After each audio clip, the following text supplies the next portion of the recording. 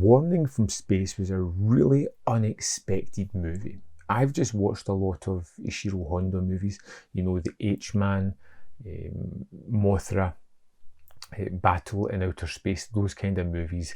And I went into an Arrow movie, Warning from Outer Space, expecting something rather similar. But it's not. This is more of a kind of think piece type of movie.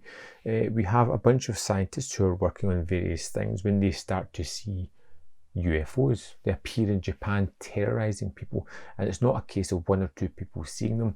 These are being sought out of by a lot of people. A lot of people are envisaging these aliens, and the aliens are a little bit curious. They don't seem to be attacking, they just seem to be watching. They come down to Earth in the form of gigantic stars with one big eye. It's an odd looking idea. It feels like a man in the suit, most definitely, and it has that aesthetic about it.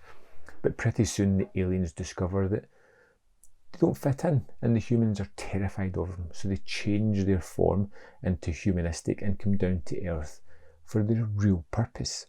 And that's what I kind of found a little bit curious about this movie. Their purpose isn't for annihilation or destruction, but it's a friendly warning, a warning that a rogue planet has been knocked off,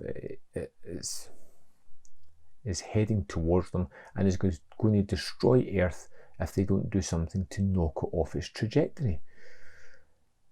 So we don't really get the Armageddon kind of factor. You get more of a deep impact. The world is an impending doom, and it's up to these Japanese scientists to unite the world to come to a solution to try and stop this.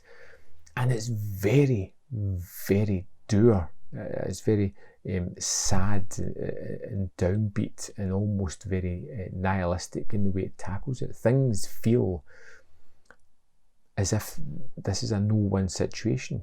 It has a feeling of the day the Earth caught fire about it, as you have these kind of weird second half of the movie where things become really apocalyptic and you've got this group of kids in constant danger, which is just unnecessarily tense just for the sake of it.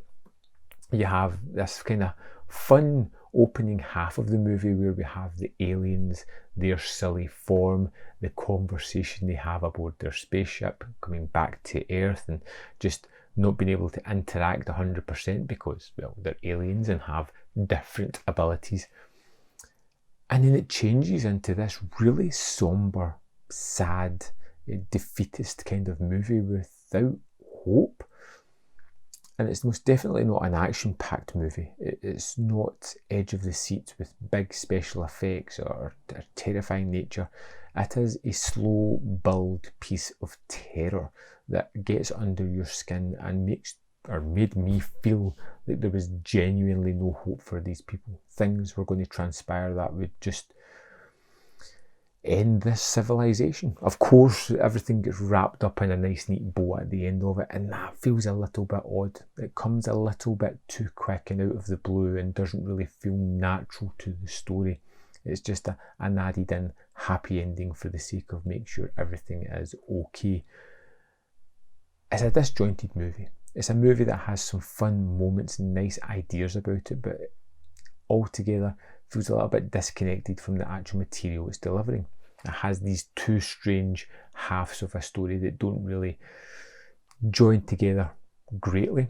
And although I had somewhat fun with it, it's not a movie that I'm going to rush back to. It's not one that I feel I'll ever need to watch again.